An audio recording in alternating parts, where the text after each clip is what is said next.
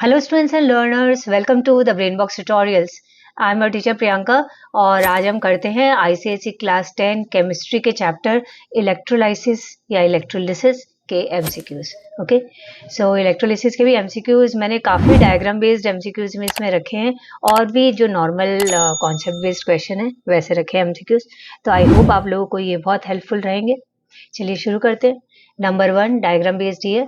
लिखा है the diagram below represents the electrolysis of acidulated water. ठीक है, यानी जो इलेक्ट्रोलाइट है वो वाटर में थोड़ा सा ड्रॉप्स एसिड का डाला हुआ है और यहाँ दिख रहा है क्लियरली कि ऑक्सीजन जो है वो प्लस वाले इलेक्ट्रोड में आया है और माइनस वाले इलेक्ट्रोड में हाइड्रोजन इकट्ठा हो गया है।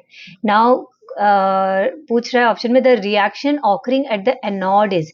एनोड का मतलब होता है प्लस चार्ज वाला electrode.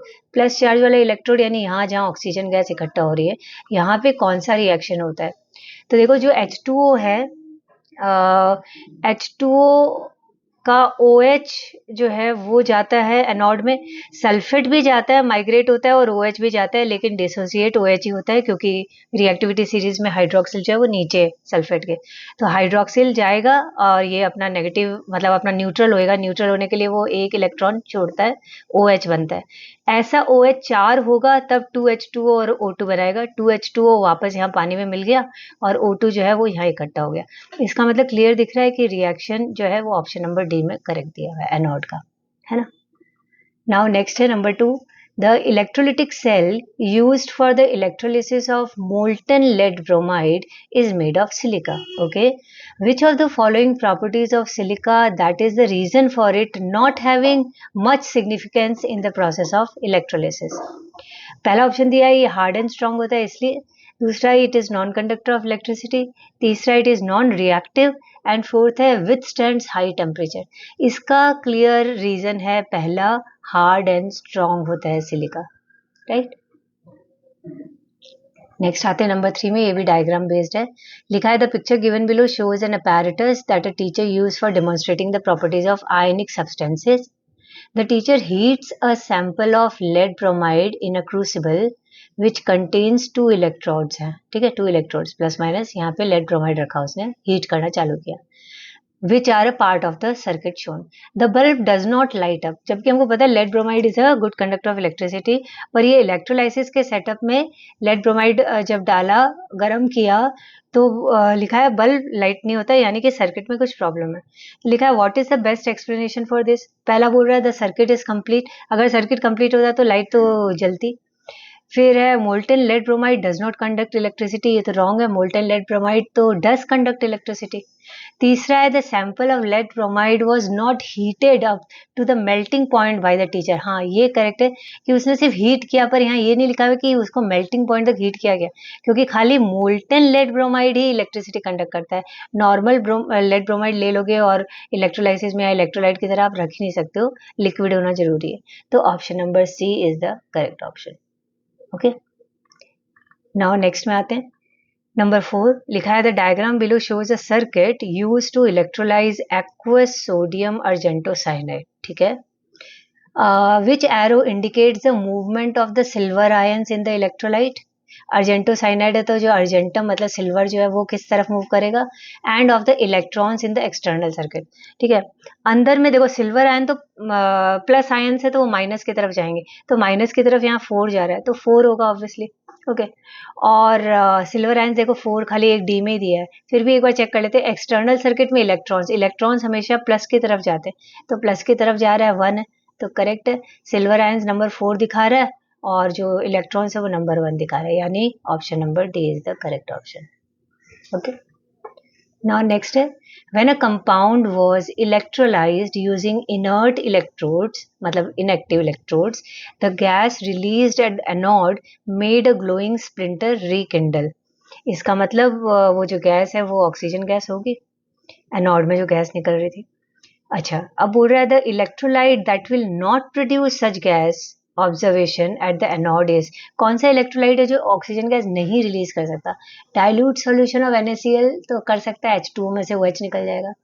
Concentrated solution of NaCl नहीं करेगा, कॉन्सेंट्रेटेड रखते हैं तो प्रेफरेंशियल डिस्चार्ज के हिसाब से जिसका कॉन्सेंट्रेशन ज़्यादा होगा वो जा करके डिस्चार्ज होगा, तो ये तो कॉन्सेंट्रेटेड सॉल्यूशन है।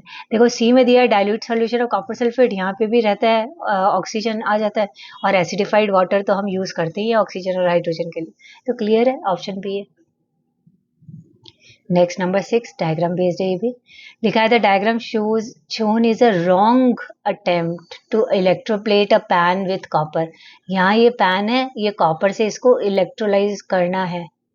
अच्छा, ये माइनस है तो यानी कि जो, अच्छा कॉपर कैथोड है ये, और पैन जो है यानी एनोड में, तो यही हमको रॉन्ग समझ में आ गया। जो आर्टिकल टू बी इलेक्ट्रोप्लेटेड, मतलब जिसके ऊपर इलेक्ट्रोप्लेटिंग करनी है यानी कि पैन, वो हमेशा कैथोड में होना चाहिए जिससे कि कैटायंस उसके ऊपर आए, और जिससे इलेक्ट्रोप्लेट करना है यानी कि कॉपर यहाँ पे, उसको एनोड में रखना चाहिए था, तो यही रॉन्ग है। देखते हैं ये ऑप्शन है क्या। यहाँ पे लिखा है which of the following could have been done to copper plate a pan, यानी यहाँ जो रॉन्ग किया उसको कैसे करेक्ट कर सकते हैं। To change DC to AC, ये रॉन्ग है। To change the electrolyte from copper sulphate to cobalt sulphate, नहीं, ये भी रॉन्ग है।